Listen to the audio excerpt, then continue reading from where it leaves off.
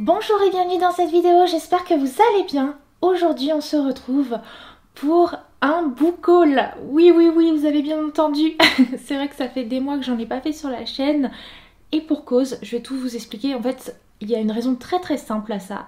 C'est que à partir du mois de septembre, j'ai entrepris un grand tri dans mes bibliothèques.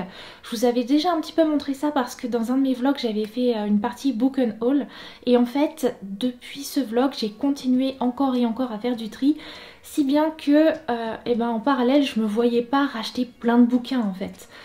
Du coup, j'ai quand même acheté quelques livres, bon, certes, mais de quoi vous proposer plutôt une vidéo maintenant parce que il n'y avait pas un contenu suffisant pour en faire tout au long des mois. Donc voilà, aujourd'hui je vais donc vous présenter mes achats de ces derniers mois. Vous allez voir, il y a quelques livres qui font partie de ma pile à lire du Cold Winter Challenge, d'autres pas du tout.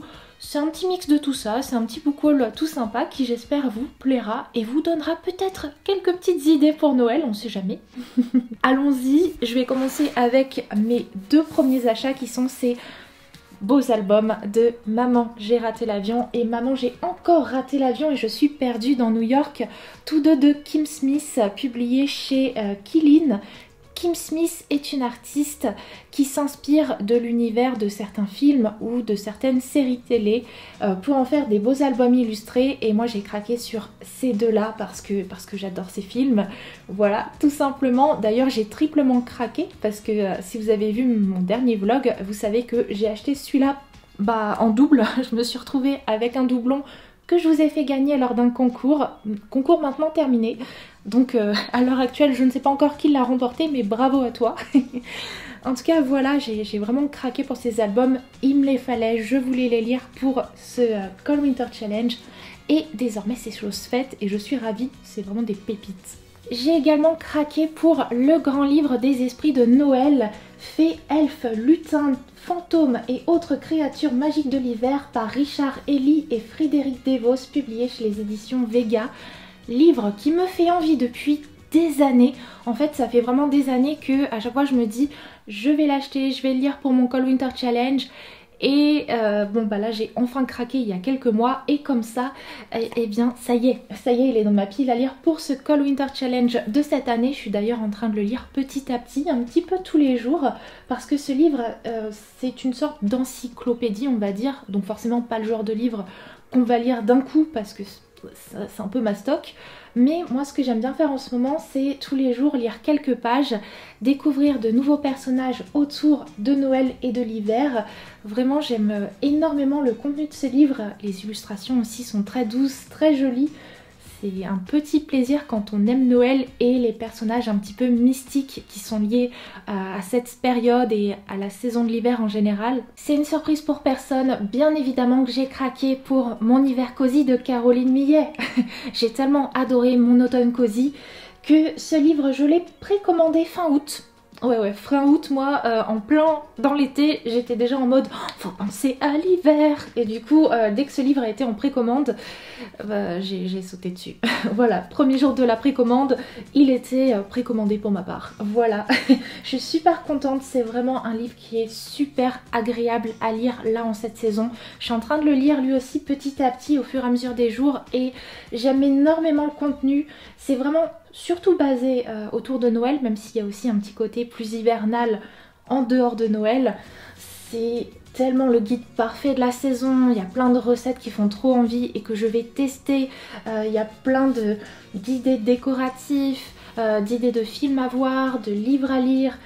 Vraiment, j'adore. Et puis le tout avec les très belles illustrations de Caro, donc de la chaîne Caro from Woodland. J'aime énormément et je sens que ça va me faire comme l'automne et que je vais avoir envie de le ressortir et de le refeuilleter à chaque hiver. Je me suis également offert de petites romances de Noël. Alors ces deux livres-là viennent d'un coffret en fait. Ce sont les éditions Hugo Poche qui font ça et ils ont sorti deux coffrets différents qui contiennent chacun deux romances de Noël plus une paire de chaussettes de Noël. Alors moi j'ai pris le coffret où on trouve les chaussettes de Noël renard. Je vous les ai montrées dans le précédent vlog, donc là je les ai pas ressorties de mon placard.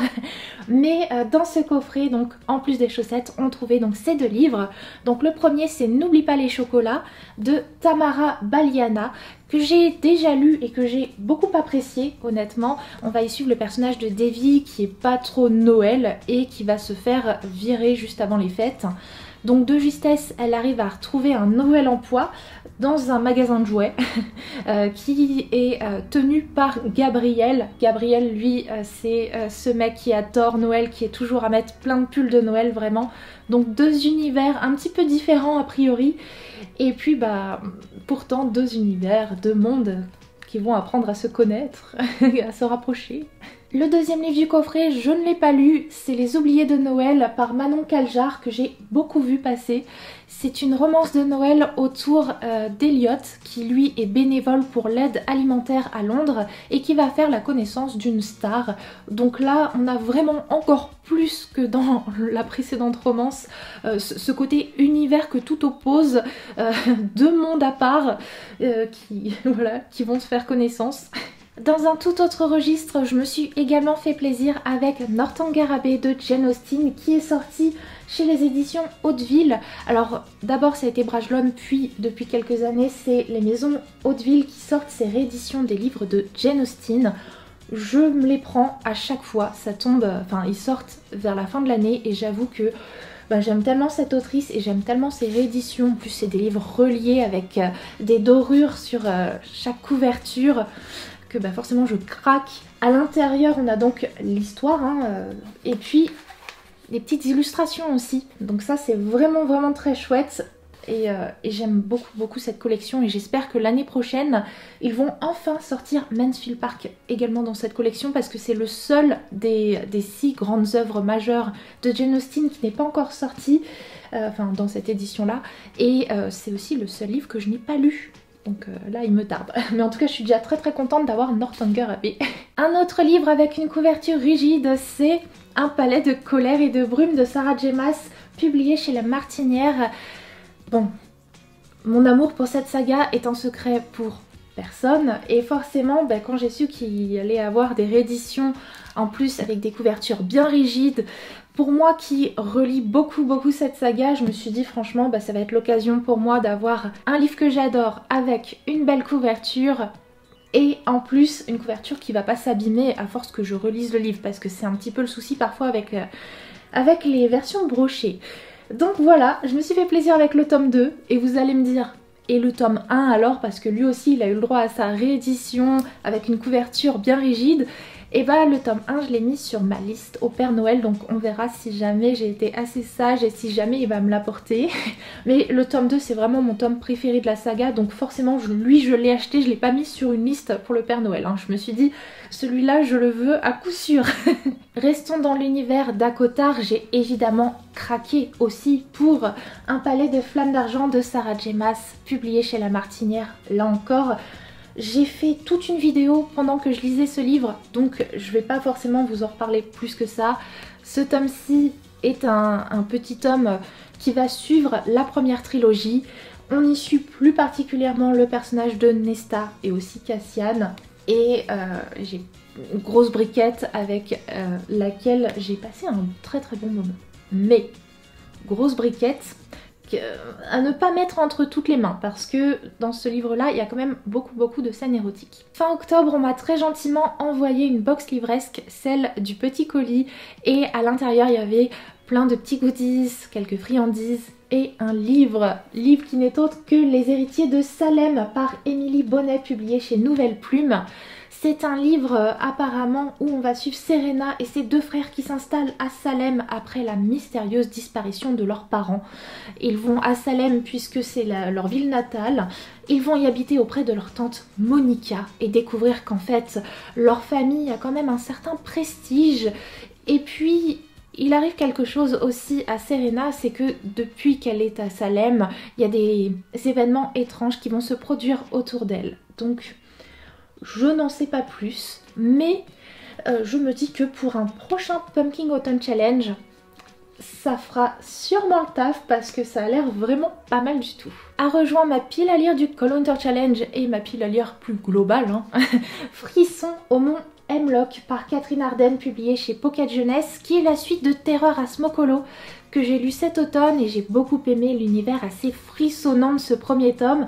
que j'espère retrouver dans ce second tome, parce que c'est vrai que le premier tome n'avait pas forcément l'intrigue la plus surprenante du monde, mais en tout cas l'atmosphère était vraiment très bien retranscrite, assez dingue, et j'ai envie de retrouver ça dans ce second tome. J'ai envie de retrouver le personnage d'Oli, de ses amis, de sa classe qui vont aller justement en classe de neige. J'ai envie de voir ce qui va leur arriver dans ce décor hivernal. J'espère que ça sera aussi bien que le premier tome. Bien évidemment, dans ce book haul, on ne pouvait que retrouver un livre de V.E. Schwab, parce que vous savez que j'adore cette autrice. Et là, en l'occurrence, un de ses nouveaux livres est sorti, le tome 3 de la saga Cassidy Blake, Le Pont des âmes, donc publié chez Lumen. Il me tarde de me replonger dans cette saga que j'adore, où on suit Cassidy qui voit les fantômes, voit l'univers des fantômes et qui voyage de tome en tome. Dans celui-ci, elle va se retrouver à la Nouvelle-Orléans. Donc on va découvrir une nouvelle ville, un nouveau décor et un nouveau lore avec toujours plus de fantômes. Donc je pense que ça va me plaire comme les deux précédents tomes. Il n'y a pas de raison pour que ça ne plaise plus.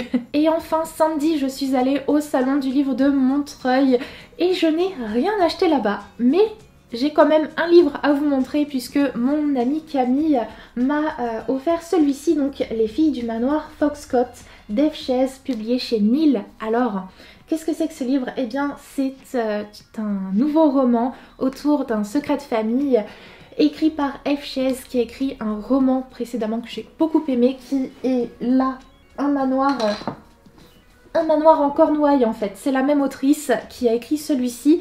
Celui-ci c'est son nouveau roman et j'avoue que du coup, vu que j'ai beaucoup aimé Un manoir en Cornouailles, j'avais très envie de découvrir celui-ci. Un secret de famille, je me suis pas trop renseignée dessus. J'ai lu en diagonale le résumé, mais je m'en souviens déjà quasiment plus. Vraiment, j'ai voulu me garder la surprise. Donc, secret de famille autour d'un manoir en Angleterre. Un peu, on se situe dans les bois plutôt d'un manoir. Donc, ça me tente assez. Vraiment, de toute façon, en plus, par cette autrice-là, je veux dire, si c'est aussi bien qu'un manoir en Cornouailles, ça ne peut que me plaire.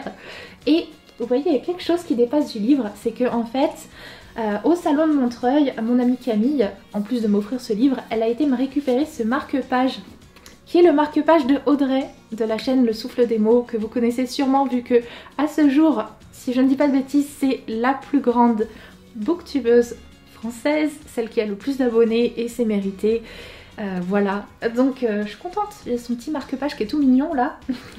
Voilà donc pour ces nouveaux livres qui ont rejoint ma pile à lire ces derniers mois. Vous avez vu, je vous l'avais dit, j'ai été raisonnable, mais en même temps je me suis quand même fait plaisir et tous ces livres me tentent beaucoup, donc il me tarde de les lire.